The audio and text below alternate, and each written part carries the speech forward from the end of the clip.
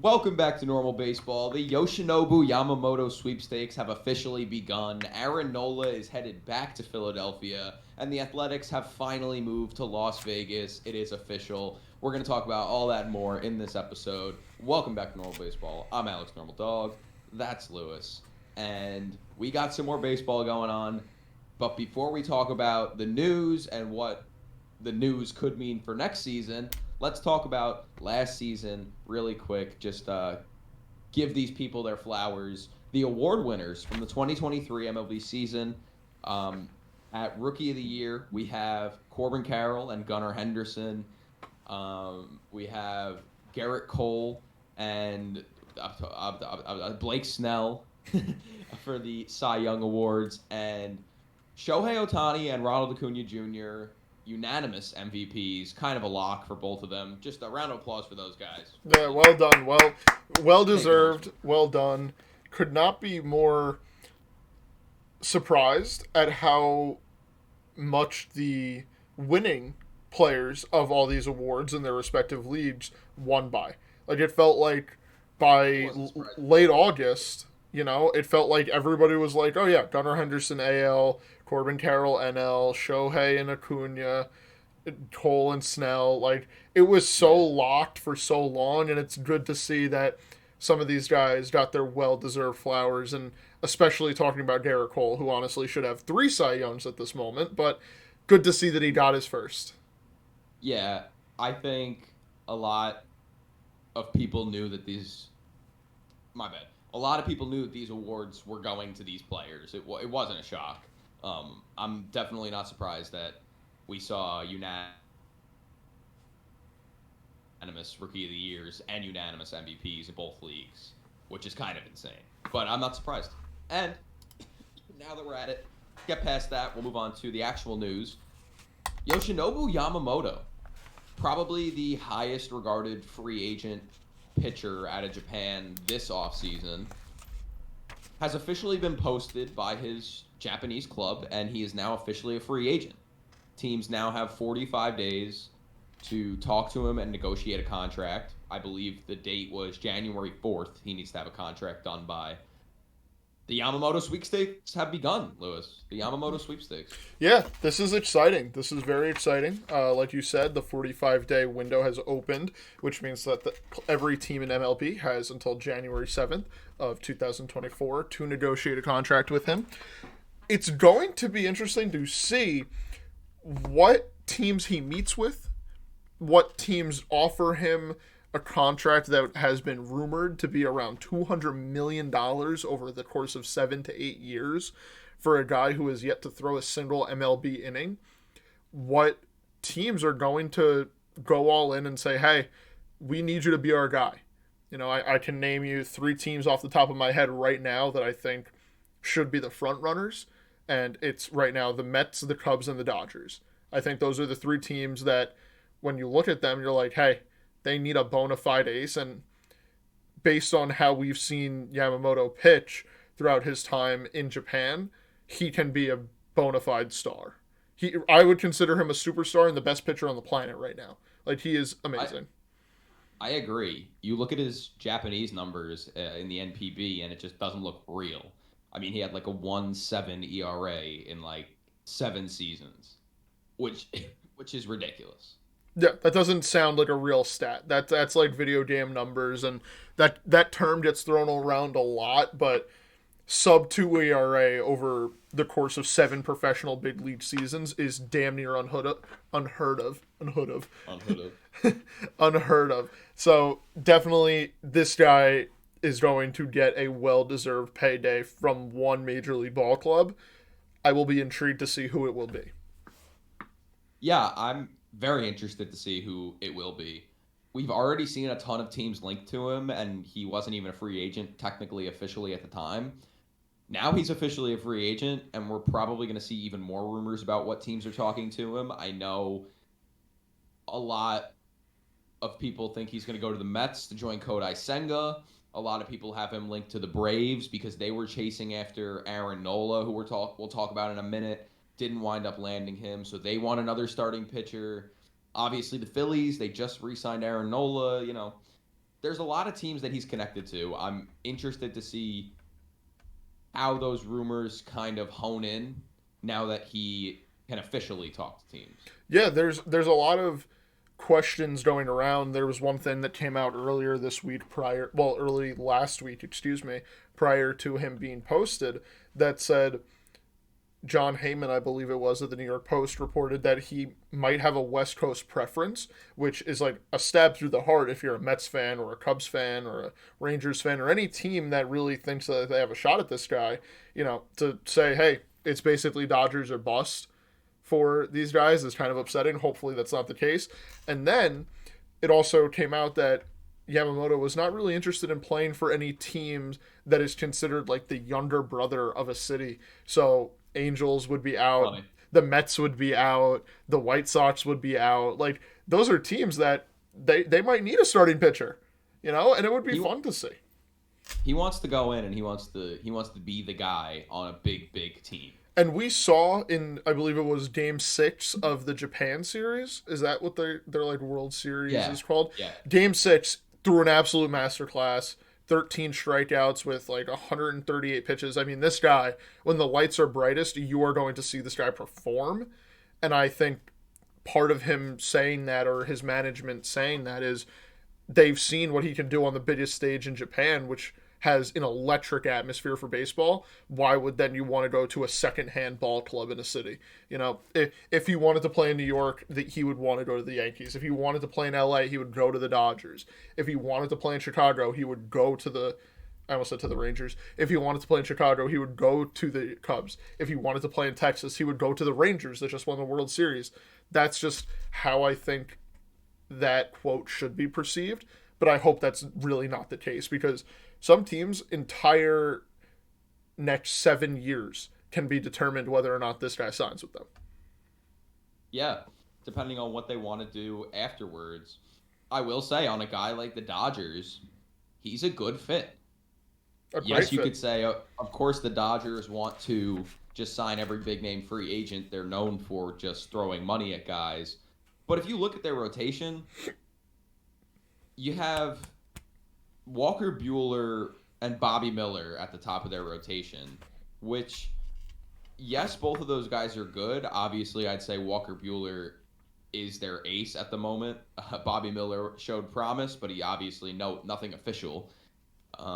We have to see how he performs next year. But after that, there's really no crazy names in this lineup. I mean, Emmett Sheehan, he showed us some great things last season in his first season, but nothing crazy. If you put my fault. If you put Yoshinobu Yamamoto into this rotation, he becomes their ace as soon as you put him in. Obviously, we might see Kershaw in this rotation too, but he would fill out this rotation perfectly.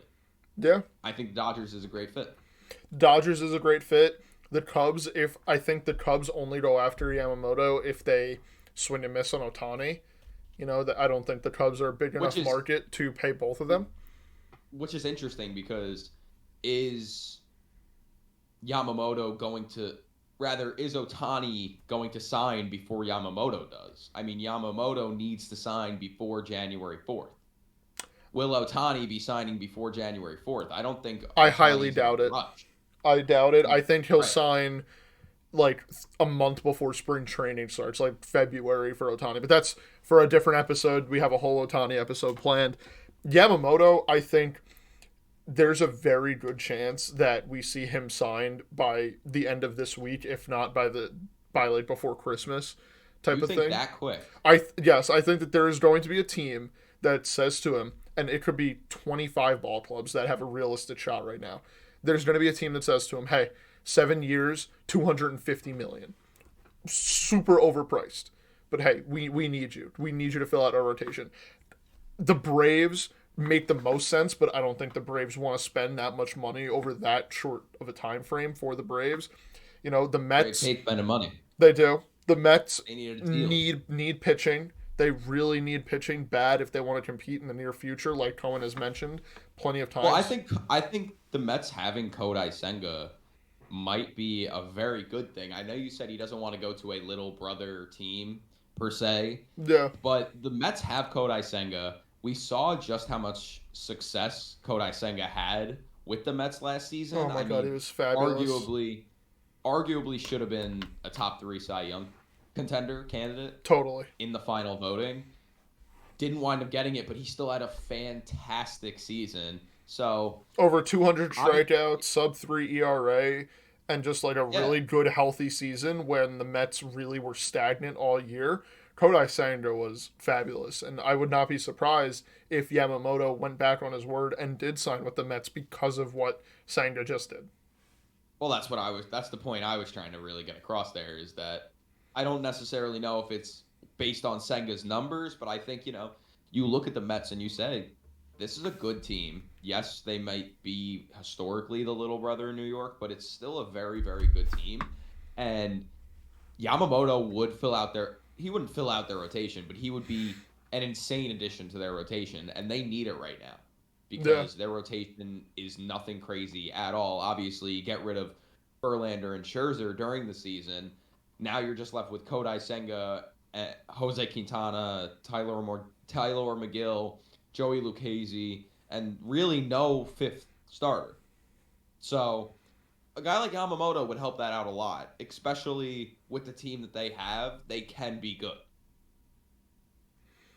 Yeah, they can. Of course, it depends on what they do, what the Mets do, I should say, on their offensive side. But that's, again, topic for another day. Yamamoto will be playing in MLB next year for sure. And I think genuinely we have a chance to witness one of the greatest pitching seasons in a very long time because this guy is. If you go back and watch his games, even from March, from the WBC and pool play, unhittable. Just it Unhittable. looks like he's throwing a frisbee. It genuinely looks like it's defying every law of physics you've ever known to see, that you've ever seen on a baseball field. Excuse me for my poor English, but I mean, this guy is just one of a kind. He's one of a kind, and I will He be is. very There's intrigued to watch him. there's a lot of concern with players like Yamamoto in terms of coming over to MLB from Japan. You know, Obviously, I wouldn't say coming into last season the skill set was exactly the same or the expectations were exactly the same. But you look at a guy like Shintaro Fujinami and a guy like um, Kodai Senga and just how different of seasons they had, both coming over from Japan.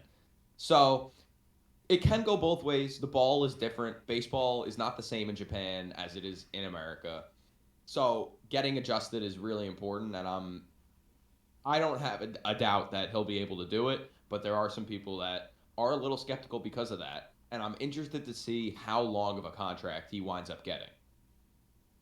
Yeah, How long do you think around? I would say 7 to 8 years would probably I, be the ideal amount of time. I think it maxes out at 7. I think at bare minimum you go in there and say like a 3+1 4-year deal just to see where he's at. If you're a team that's a little bit more safe, it doesn't keep you on the hook for that much money. But if Yamamoto and his agent play it smart and say, hey, listen, this guy is a top 2 pitcher in the world, probably top pitcher in the world right now, give us complete control. We want 7 years at this amount, and there's going to be a team that says whatever you say and just gives that money right to him. I think we're going to see a very similar salary or a very similar contract to Masahiro Tanaka with the Yankees. A 7-year deal. Obviously, Tanaka was 7 years, 155 million, which was a lot at the time.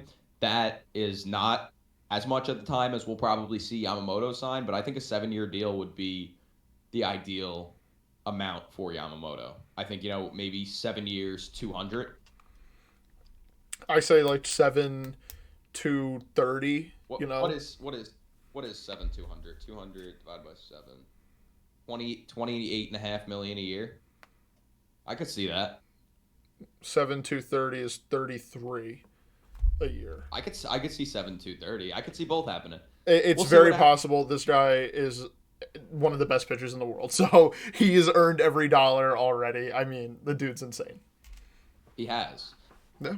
Another guy who's earned every single dollar that he's made is Aaron Nola. Aaron Nola re-signed with the Phillies on Sunday for a 7-year, $172 million contract. Aaron Nola is back on the Phillies, back like he never left. And what I find interesting about this signing is that he took less money to play in Philadelphia.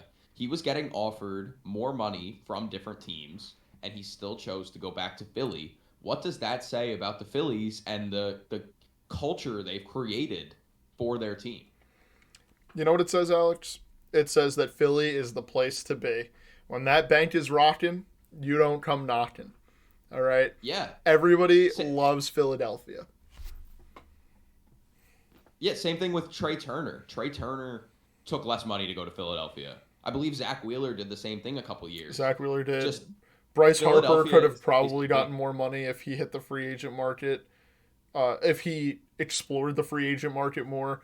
But, like, man, oh man, Philly is just, if you're bringing in guys who can genuinely change the course of your season and help you beat the Braves every year in the NLDS for a lower price point than what they're estimated to make, you're doing something right. Everything is going right in Philly for Dave Dombrowski and the everybody in the Phillies organization right now. Bringing back, Aaron Nola on this. I don't want to call it a team-friendly deal because it's still $172 million bills, but Yeah. much better than giving him. I believe it was rumored the Braves offered him 8 for 200 or just about that, which it's a significant amount of money to give up to stay in Philadelphia. So they're doing something right over there. So round of applause to the Phillies and the city of Philadelphia, keeping a great pitcher, pitcher. They are, and I think that says a lot about the team that they're able to build. They are one of the few teams in modern baseball that is keeping a core of players together consistently every single year. And it's not just one or two guys. It's not, this is our superstar, this is the guy next to our superstar. It's, you know, Bryce 5, 6 Harper, guys. Nick Castellanos, Kyle Schwarber, Aaron Nola, Zach Wheeler, JT Realmuto, now Trey Turner, Alec Boehm, Bryson Brandon Stott. Marsh. Don't forget Bryson Stott. Bryson Stott. Just a lot of guys who have been successful. And that's why this team is so successful. Because you can make the same argument with teams like with some other teams, but no other teams have been as successful as the Phillies have. And that's why they've just kept their core together, and it's worked out really well. So, obviously, hats off to the Phillies for making their team a place to be, which is one of the most important things when you're looking at free agents wanting to sign with your team. If you want a big name free agent and you have that reputation of we are a great baseball city, we have a great culture in our clubhouse, we want to win, we keep our guys together, there's always a good vibe in the clubhouse, that says a lot for a free agent, and it definitely helps the free agent process. Yeah, for sure. Just, man, No, when I believe we were together when the contract got announced, and I think the first thing I said to you was, hey, I can't believe it. That's kind of crazy to me that Nola took that deal, because at surface level, when it came out, hey, 7/172, pending physical, Nola's back in Philly.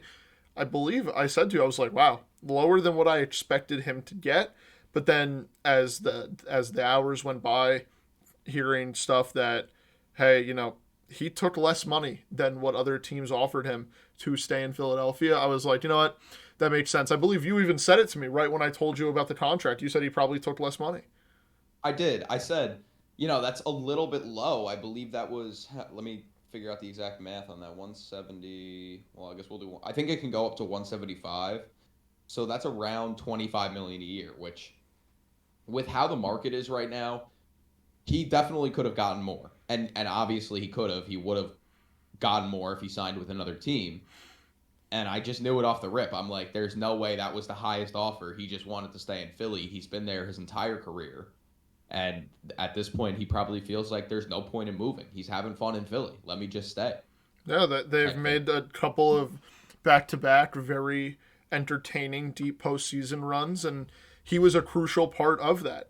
So, one, why would you take that away from your team? And two, why would you take that away from yourself? When you watch those Phillies postseason games, you see how excited the dugout is on big strikeouts and on big home runs, big RBI doubles. Why would you want to take yourself out of that equation when you know that it's going to be a fun time in Philadelphia come the postseason? I wouldn't, and I'm very happy that Nola's staying. I am too. I think it was the right decision. I think it was a smart decision. He is looking to have a little bit of a bounce back year. He had a 4.46 ERA last year, and while his ERA was up, I would still say he was one of the most reliable pitchers in baseball, just in terms of the fact that he pitches 30, 32, 33 games every single year. He pitches as many games as he possibly can every single year. He doesn't really miss starts that often, which is really important. He's an innings guy. He can give you 6 innings consistently. And he can shut down some of the best offenses when you need him to. Exactly. He has his bad starts, but his good starts are really sharp. So Aaron Nola back on the Phillies. A free agent pitcher who isn't quite yet signed on a team is a guy we mentioned at the top of the show, the NL Cy Young winner, Blake Snell. He is still a free agent. Nothing really big in terms of we've heard close teams close to being agreed on I'm so sorry. I said that completely wrong. We haven't really seen that a team has been extremely close to signing him to a contract yet. There's been some rumors, if you want to give us those, Lewis. There have been some rumors, but nothing has gotten too close, from my understanding. Is this the first Lewis's rumor mill of the offseason? I think it might be. But yes, the rumors, so the rumors around Blake Snell is that it's mostly been the Dodgers and the Giants who are pursuing him. And when you read that and you think about that, you're like, oh my God, only 2 West Coast teams have really been pursuing Blake Snell. But then it came out through, I believe it was The Athletic, who had mentioned that Blake Snell might prefer to stay on the West Coast, which makes sense. He's been there for a few years now since the trade from the Tampa Bay Rays to the Padres. And, you kind of adjust yourself to that lifestyle, living on that coast, having your family out there. Makes a big difference for him. It makes sense. But I do think if he wants to get the most money possible, it would require him leaving the West Coast.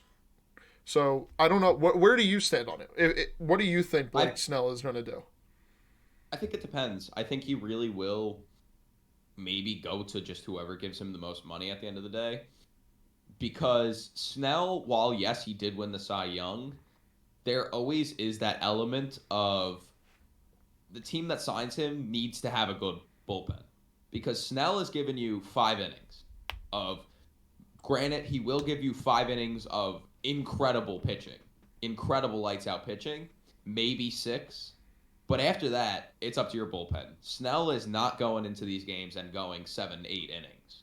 Mm-hmm. He's just not doing that. So if you are the team that signs Snell, you need to know that you have a good bullpen and trust your bullpen not to blow his starts. And I think that's really important for whatever team does wind up signing Snell, because you'll see Snell go out there and give up no runs on like 1 hit, but he'll walk 4 batters, 5 batters. So he doesn't really effortlessly get through these games, but he does not allow a lot of runs. So you have to know that your bullpen's going to continue that. Yeah, that's why you have such a good offense that you're like, it doesn't really matter who's pitching. Right, I agree with you, and that's why I'm going to say this. I think him going to the Giants would be very entertaining. Bob Melvin, reuniting with his old manager, it would be entertaining.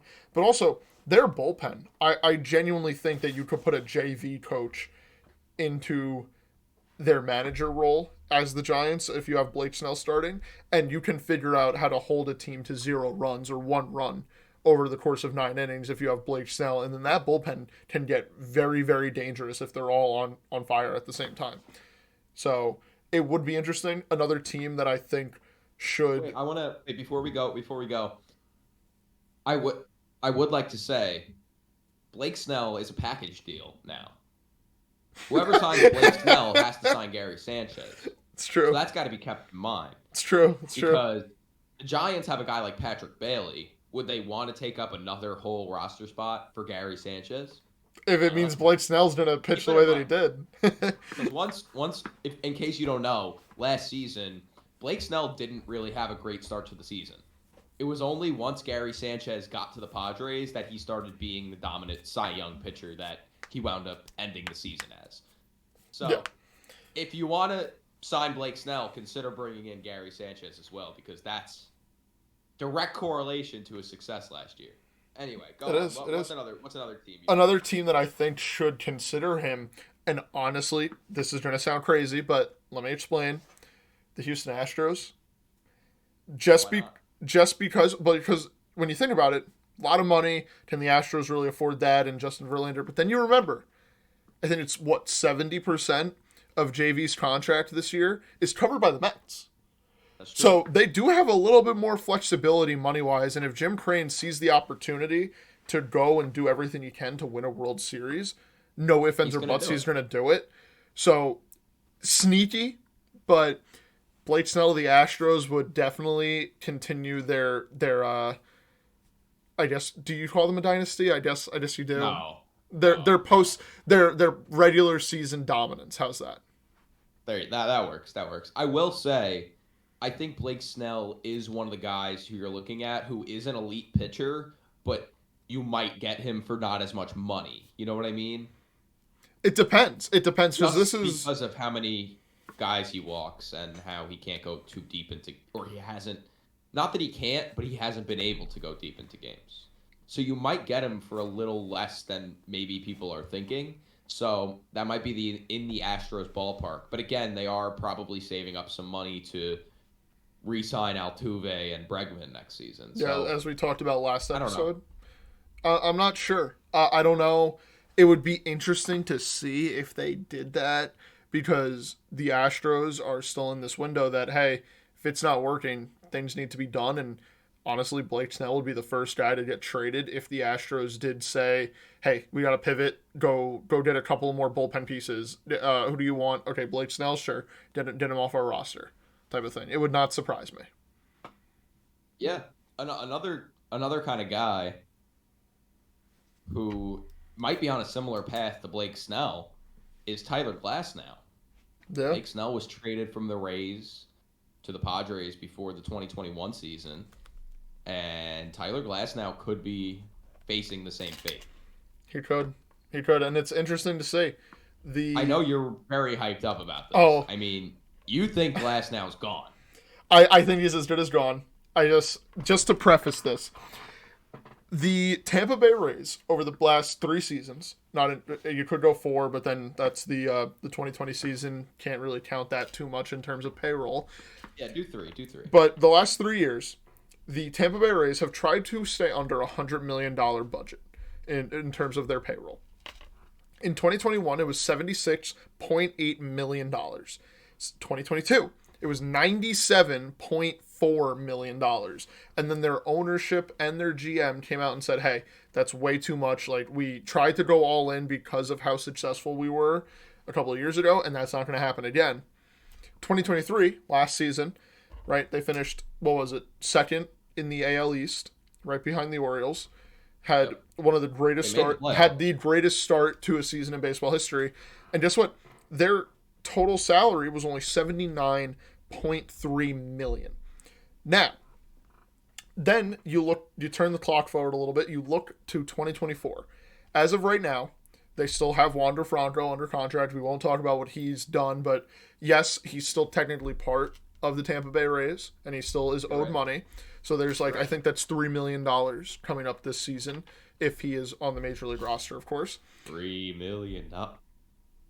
No, I'm just saying that's a chunk of change, and then I think it's what is it, after a couple seasons it turns into $28 million or something like that.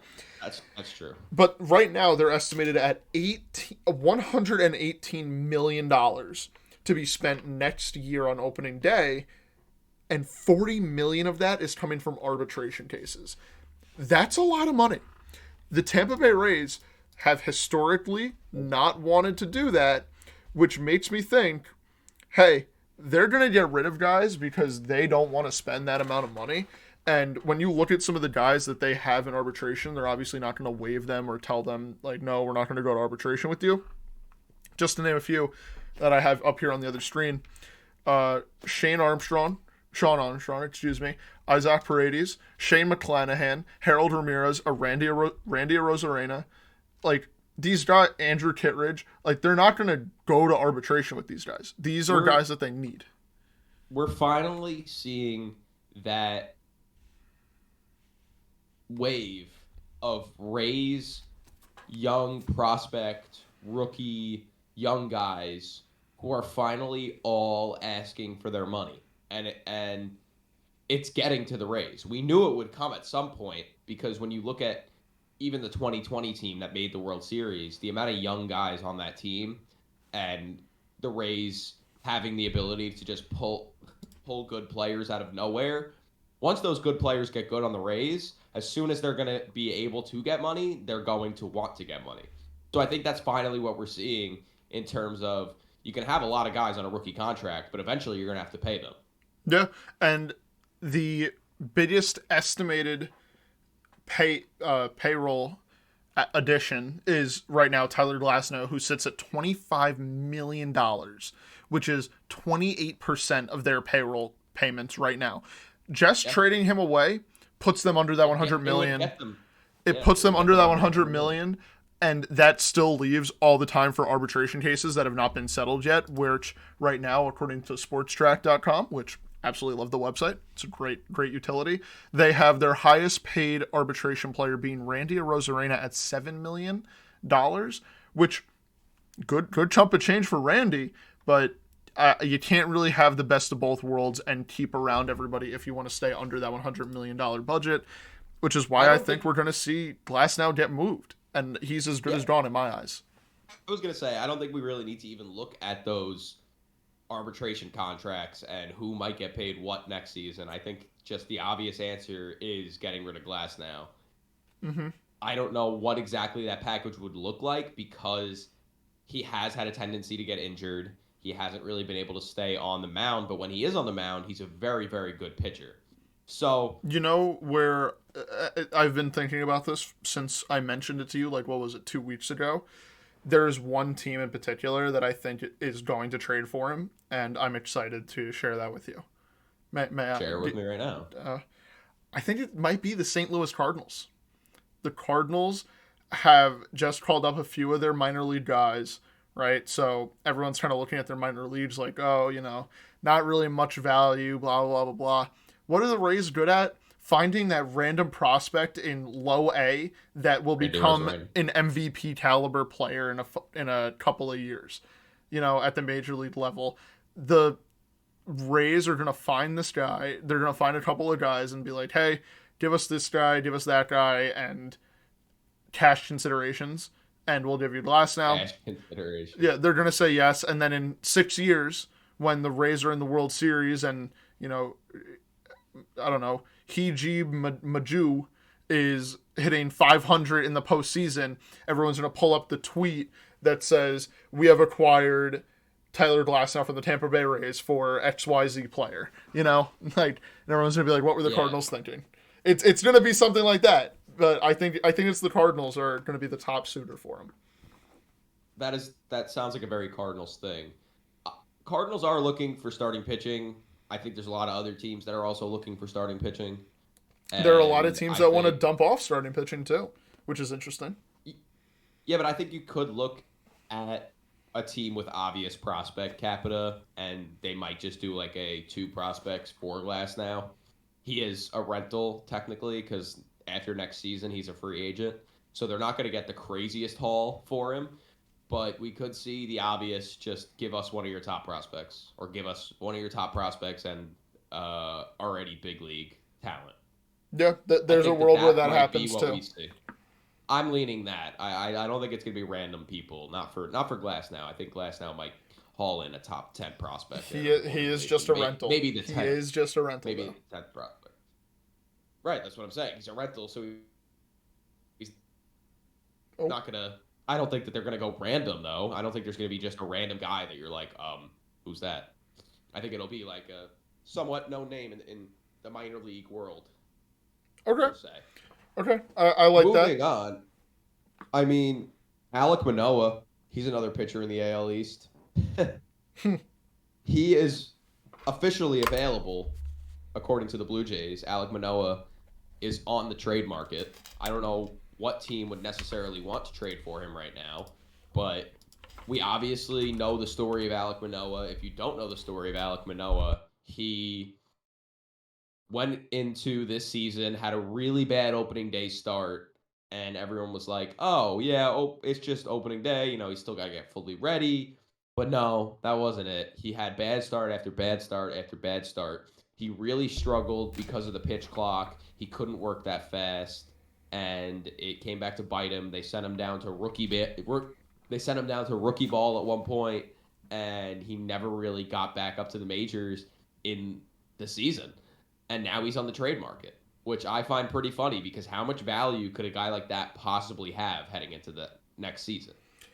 This is more of the Blue Jays saying, we can't fix this. Someone else come get it. It's kind of like those listings on Craigslist or Facebook Marketplace with the cars that everything's there. They just can't figure out how to make it run. So it's a super cheap price. I think this is sort of what they're doing with Alek Manoah. I mean, look at his 2022 season. Finished third in Cy Young. Was an all-star. 17th in MVP voting. Like, he was very, very good, right? 2023 rolls around, and just let it be known. Also, I think it's very funny that he decided to have this bad of a season after spending all offseason talking trash about a lot of other pitchers in this league. All fun and games till the pitch clock gets introduced. Yeah, all fun and games for him, and then this season hit him like a truck. There are other teams that I think should, if the price is right, go out and get him because he can be fixed. He's a young, what is he going to be, 26 years old come opening day next year. Has plenty of talent to succeed at the major league level, and he has shown it.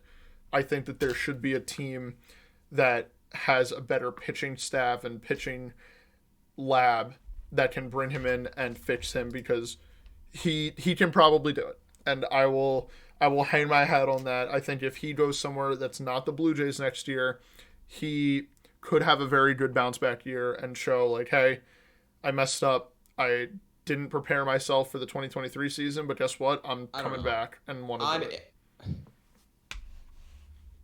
I don't know. I'm interested because if I'm a team looking at Manoah in terms of trading for him, I'm saying we're going to give next to nothing for this guy because he literally has not. There must be a reason the Blue Jays are so ready to get rid of him. And whether that's because he's not listening to them in terms of literal pitching advice or he's just not getting into the proper shape that he needs to be in to pitch, as a team looking at that, I'd say I'm only going to be willing to give next to nothing for him. And when he comes here, we'll try to tell him the same thing and see if now after he gets traded, he wants to shape up. I think that might be more along the lines of what this trade could be about. Maybe. I don't think it was necessarily just him not being ready. If they're so ready to trade him and putting him on the trade market after one bad season, and he's just sitting there going, "Oh yeah, it was just because I wasn't fully ready. Next season be better." I think that they would give him another chance, especially after his 2022 season. I think them saying, "We'll trade him. He is on the trade market." I think that speaks volumes about how he's listening to the organization or what he's saying to the organization. That's just my opinion on it. Yeah, no, I mean, that makes sense too. I would be interested to see what team would trade for him. It's a very select few. I think the Dodgers could benefit the most if they figure out how to fix him. Like we just mentioned earlier with Yamamoto, they do need pitching depth. And if Alek Manoah could buy into the Dodger way, Mark Prior masterclass incoming, could we see that? Another team that I think has a very, very good pitching staff and lab that might be able to benefit from it would probably be the Giants. Two West Coast teams. It gets them, not only does it get him away from the American League East, it puts him in the other league, in the National League. Like, it just gets them far away. They don't need to think about him, don't need to look at him. You just kind of wipe your hands clean and move on with a very, very good rotation that the Blue Jays have. It'll be interesting to see if he does get traded. Very interesting. It will be, and I think if that does come, we might not see it till towards the beginning of the season or towards spring training. I think we do have a ways to go before we potentially even see it in an Alek Manoah trade. I agree. Just blown away.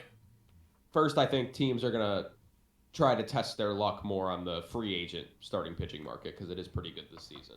By the way, Lance Lynn just signed with the Cardinals, so that's a free agent pitching move.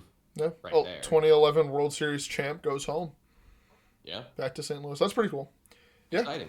It is. Where do we want to move to next? I think we should go to another kind of contract-esque thing, being the non-tender deadline. So this is basically teams can tender a player a contract for the next season, or they can non-tender them, which means that the player now becomes a free agent. It's a little bit of a weird kind of thing. It's just the team saying we don't really want this guy anymore. He could be a free agent. Who were the big players that got non-tendered, Lewis? First and foremost, the biggest one was Brandon Woodruff from the... Oh my God, I'm blanking. Yes, from the Brewers. Excuse me.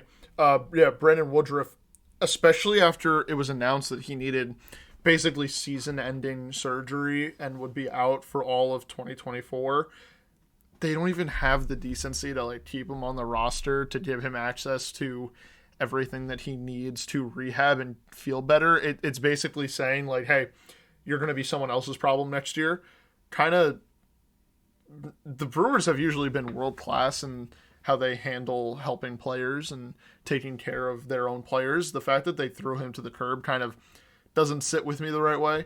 Another guy who will most certainly get a contract somewhere is Mike Ford. Mike Ford tough.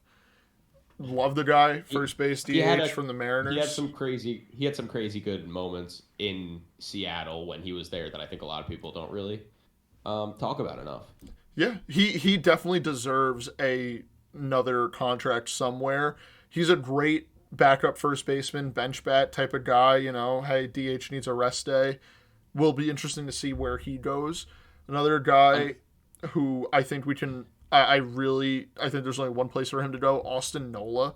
I want him to go to Philly so that way it can just be the Nola brothers in one game, and then they can DFA Austin Nola if he's not good. But I just want one game where it's Nola pitching and Nola behind the plate. Yeah, that'd be cool. I don't know necessarily if the Phillies would want to do that. We'd have to see.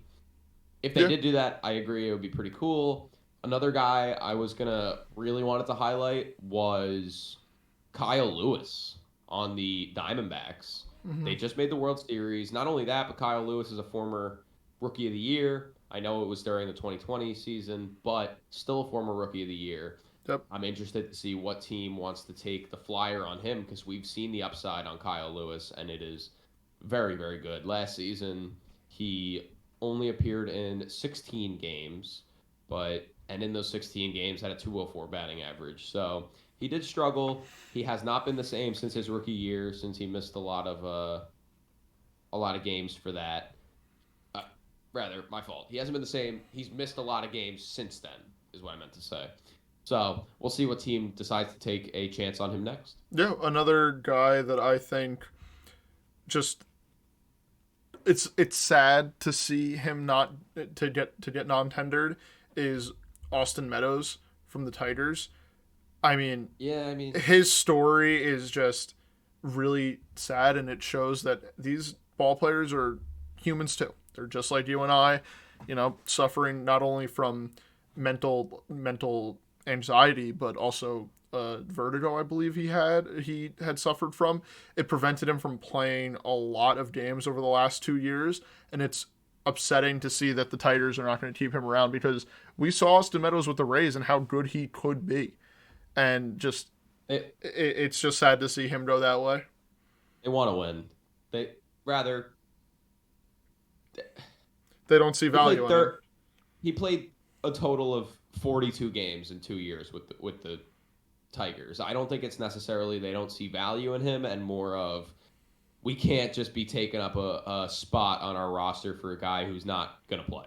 Yeah, yeah, but it's just, I think it's sad. that's more of what it is. Another guy, last guy that I'll mention, Lou Trevino from the Yankees, relief pitcher, had Tommy John surgery and was out all of this year, all of the 2023 season. A lot of upside on him. A team will take a 1-2 year deal with him because he can be a very, very good relief pitcher, and we saw that in New York in 2022. I do think he will get a contract somewhere with a borderline contender. Fair enough. Yeah. That's I think that's what we have all for non-tendered contracts. Right? Yeah, so guys, obviously, they are all the guys we mentioned and some more guys are all free agents. They will be switching teams this season. I mean, not for sure switching teams, but more than likely. I want to talk about a team that has a lot of guys that might be switching teams this season, but for a different reason.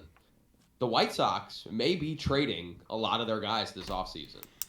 It was said by the White Sox owner or the GM, who I believe it was their GM had their said. GM said at the GM meetings that he made it clear that no one was off limits and that everyone was available for the right price. So that just shows that the White Sox are ready to blow it up and just try again, because last season was absolutely horrific if you're a White Sox fan or if you're on the White Sox. We talked about the Phillies earlier about making a culture in the clubhouse that guys want to go to and players want to sign with your team because of it. The White Sox have almost done the exact opposite. We remember most notable, what was his name? Keenan Middleton, after he was traded to the Yankees last season, said that White Sox culture is not good. There's no one really is taking it seriously. There's a lot of just bad vibes in the White Sox clubhouse, and I think that's a horrible thing. And I think that is one of the biggest reasons that the White Sox are going to decide to just blow it up this offseason. Yeah, and they've already shown that they're going to get rid of their core group of guys. I mean, they declined the option on Tim Anderson. They have already started to talk with other teams about trading away key pieces. And just spitballing off the top of my head, Luis Robert will definitely be in a different jersey come opening day if I had to guess. Oh, wait, that sounds weird. I think Luis Robert will probably be on a different team. He holds the most value for them, and if they want to rebuild and get prospects or borderline major leaguers, I think Lou Bob is the closest to bringing it in. I think they should go for it. What do you mean go for? Just if you're gonna rebuild, commit to the rebuild. At least let your fans know that you are going to rebuild. You are going to try to get good young players that can one day be something crazy big for you. I know it's hard how big Lou Bob was, especially when they signed him to a extension or a contract when they hadn't even seen him play a game in the big leagues. They love Lou Bob. But if you're going to blow it up, he would be the guy to go first, where you would get the most prospects back. You would get the most return. Yeah. So which I really do hope they go for it, because after last season being one of the worst teams in baseball in terms of you really might have not been that bad had you had a good clubhouse or had Tim Anderson played a little bit better maybe. But they could have made the right moves when they were making the playoffs every year. They didn't. Now they're not making the playoffs. Reset. Crazy to think that a few years ago, people were taking them to win the World Series, and their fall has been hard. Hey! I did not pick them to win a World Series. No, but you did pick Cardinals Guardians last year, and that was abysmal. That was abysmal. It was. That was. But yeah, I do think, I'm just going to say it just because it's not a free agent deal and I don't want to, I would hate to spoil anything, but Luis Robert to the Dodgers seems like a very Dodger move by really high on a guy who has showed it very loudly. It would be a lot of fun. You can rumor anyone to the Dodgers. You can rumor anyone. Yeah, no, you can. I'm saying I think that's where I want him to be traded to. It's the Dodgers. Oh, okay. I see what you're saying. Like That's that fair. that would be a lot of fun. He would give a little bit more lineup protection to the second half of that lineup with James Outman being like really the headline of the 5, 6, 7, 8, 9. You put Lubob in there at 5. Well, they probably have to get rid of Outman. They probably have to give up Outman if they're getting Lube up. I think that there's a world where they don't, just because of how good the Dodgers prospect system is. There's a world where they don't have to get rid of Outman, which would be entertaining and giving more RBI opportunities to a guy like Freddie Freeman, Mookie Betts, and Will Smith. I just don't think would be entertaining. I don't think they'd keep Outman in that deal. I don't think it's possible. We'd have to find out. We would have to I find would out. say I'm just spitballing. I would like to see him go to the Cardinals. I think the Cardinals had a really bad year for the wrong reasons, and I think Cardinals need pitching more than they need another bat. But I think another bat can't hurt. So Maybe. I can see it happening. And if they sign a big name free agent pitcher like a Yamamoto type guy, you're kind of decent on the pitching side. So we'll find out. I would like to see Lou Bob in a Cardinals uniform because you could say the same thing about the Dodgers, man. The Dodgers don't need another bat. They need starting. They need starting pitching. Their bats is what failed them in the postseason. Mookie Betts and Freddie Freeman went, what was it, 1 for 14? It was 3 games. I don't care. Yeah, because guess what? Their 2 best hitters and 2 of the top 5 hitters in the league couldn't do anything. Stop. Don't try to act like the Dodgers need hitting more than they need pitching. Don't even try to make that argument. Okay. That is one of the craziest arguments I've ever heard in my entire life. Okay, sure. They had one of the best offenses last season. Just because they didn't... What happened in the postseason? Stop. Just because they didn't do good in 3 games in the playoffs does not mean anything to me. They got their asses handed them by a division rival who they had previously daddied throughout the course of, 10 years? To me. That doesn't mean anything to me. I'm giving you my reason. They have an insanely good lineup already. Just because they didn't do good in 3 games against the team that made it to the World Series means nothing to me, in my opinion. Okay. Sure. That means nothing. And they went up against Merrill Kelly. They went up against good pitchers. It's not like they went up against nobodies. You know what I mean? I don't think that you can. I don't think you can sit here and say that the Dodgers' main problem is their hitting, their lineup. There's just no possible way you could sit here and seriously say that. Well, I did that, and that's the hill that I'm going to die on. You think last season the Dodgers pitching was better than the Dodgers lineup? In the postseason. I'm not talking about postseason. That's what I'm talking about. That's what I'm talking about. 162 game season before you get to the postseason. Yes, but what I'm talking about is the postseason. Their bats died in the postseason. You're telling me they're going into next season saying we need hitting because they did bad in those 3 games in the playoffs? Alex, we don't need pitching. It's the Dodgers. They will somehow win 100 games in the regular season. I'm not worried about their regular season. Nah, I just don't see it. I don't see the vision. You have to have good pitching, and right now the Dodgers are kind of shallow in the starting pitching market. I think that is their main concern. All right, I think they'll be fine, but whatever. We'll deal with that when the time comes. One team, or should I say, one group of people that will not be fine in the near future is Oakland Athletics fans, because unanimously it was voted upon by the owners unanimously to have the Oakland Athletics move to Las Vegas starting in 2028. Wow. The end of an era in Oakland. I believe their lease in the Oakland Coliseum is up after next season. I believe after the 2025 season. Yeah, so it is official that they're gone. The MLB owners unanimously, they didn't just vote in favor of them moving to Vegas, but they unanimously voted in favor of them moving to Vegas. And you are right that they will not have a home after next season as of right now because their lease is up. So until 2028, which is when their ballpark in Vegas is supposed to be done, they won't have a place to play. I've seen a lot of things that said, either Oracle Park or their AAA stadium, which is in Las Vegas, or they just play in the Coliseum for another couple of years. But depends on The how city is not shitty going to it renew a is. lease on a stadium that's one totally not prepared to have anything happen in it. You know, it's already run down, and you hear it all the time. Players and fans alike complain about how outdated everything is about that Coliseum.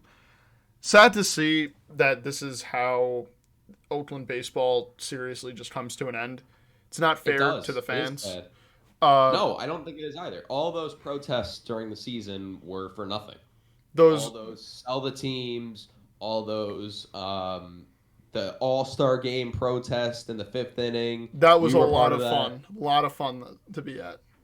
And the worst part is that I don't feel like John Fisher, the Athletics owner, I don't think he cares at all.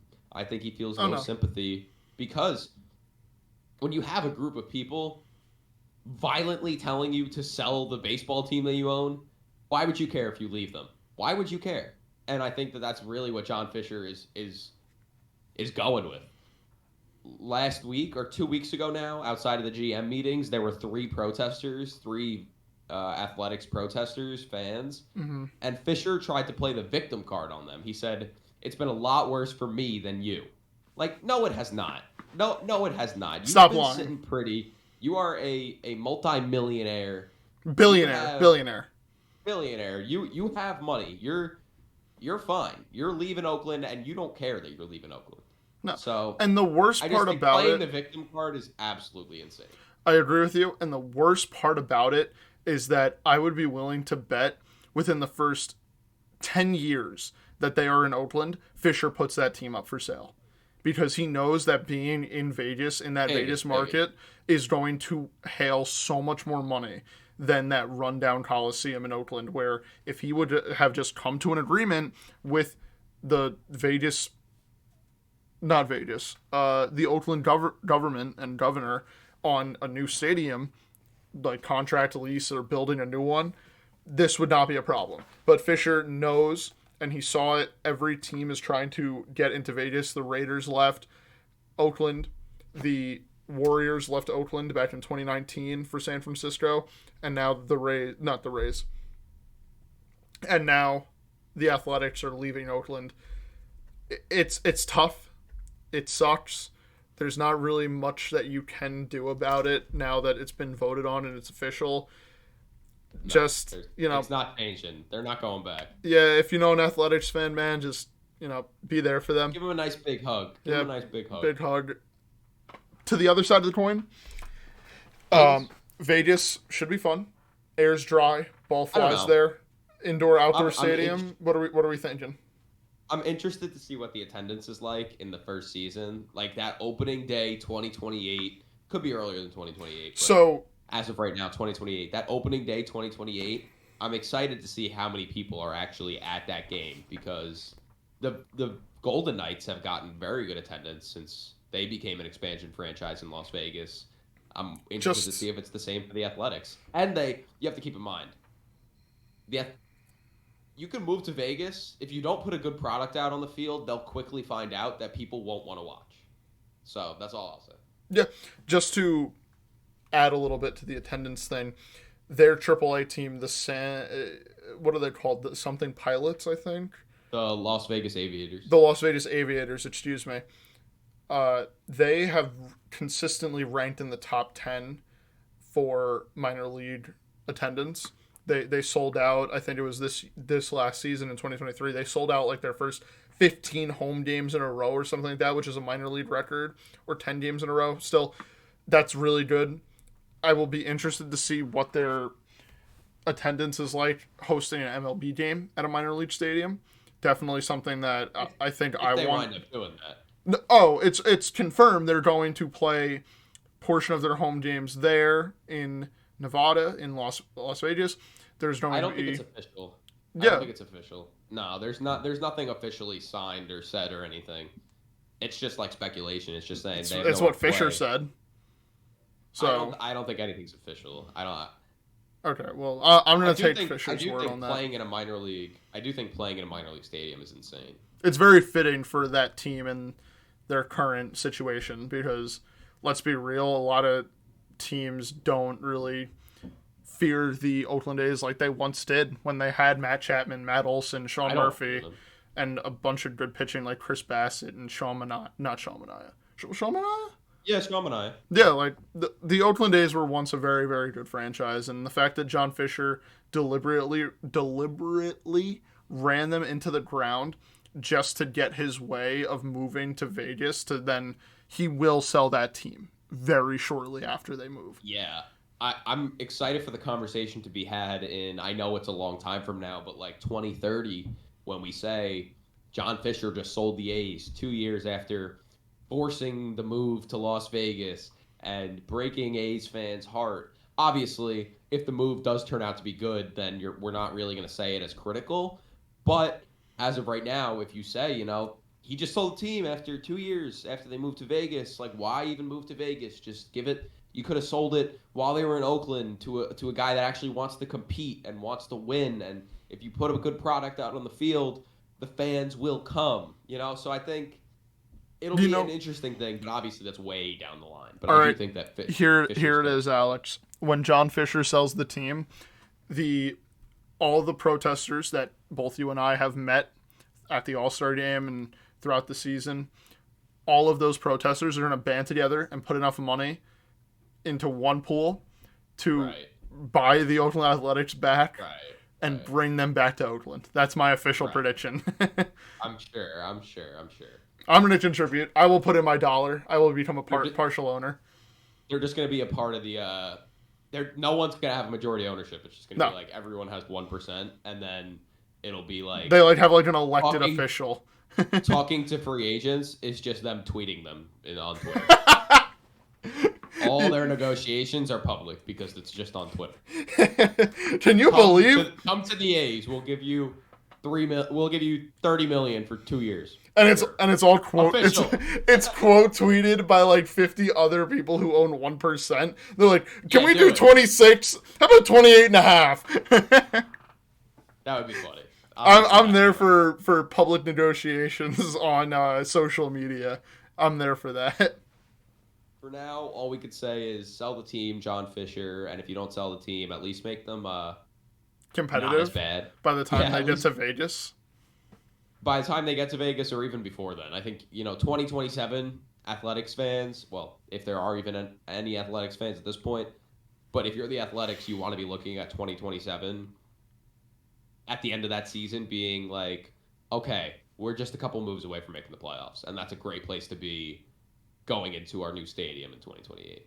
Yeah, in a place where 2028 sounds wrong. It does. Long from now. And let it be known, by the way, Vegas, amazing place for baseball because it's kind of like Colorado. Air is thin. It's humid. It's not humid. It's super dry. Ball is going to travel well there. We will see guys have good numbers in Nevada and then like really, really good numbers outside of it.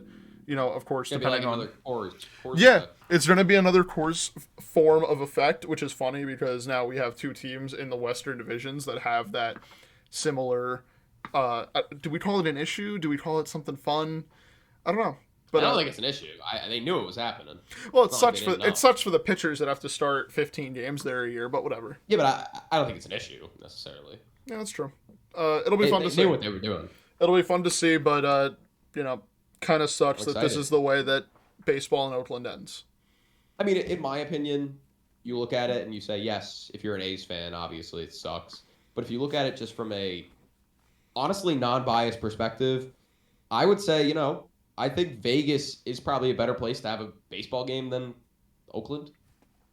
I'm kind of... I don't know. If I didn't meet any A's fans and I didn't know a single A's fan, I would sit here and say that I think this is a great move, and I think MLB going to Vegas had to be done. It could have happened with an expansion team, but it didn't, which now leaves even more areas up for an expansion team, which grows the game of baseball even more. So at the end of the day, I don't think it is the worst thing in the world in terms of what it means for baseball.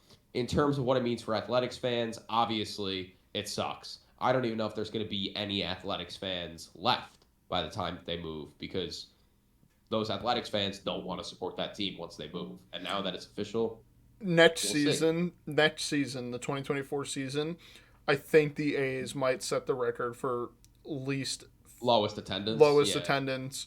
Like you're talking, Like if there was more than, I think what was the like their average attendance was like 4,000 or just under that per game, home game.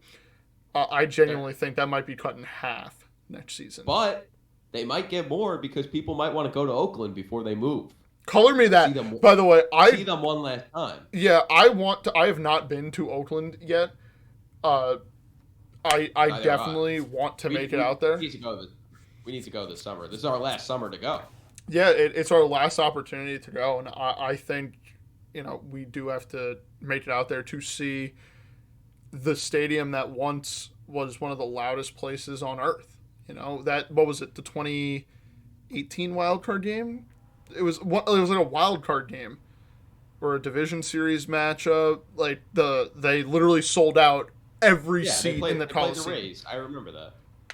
It just They like played the Rays. you know, uh, I'm always gonna look at Oakland and say what could have been. Sean Murphy, Yeah, I Matt agree. Chapman, all their Question that pitching. no one will ever be able to answer. Liam Hendricks. I mean, is it crazy that I guess it's because we're from New York?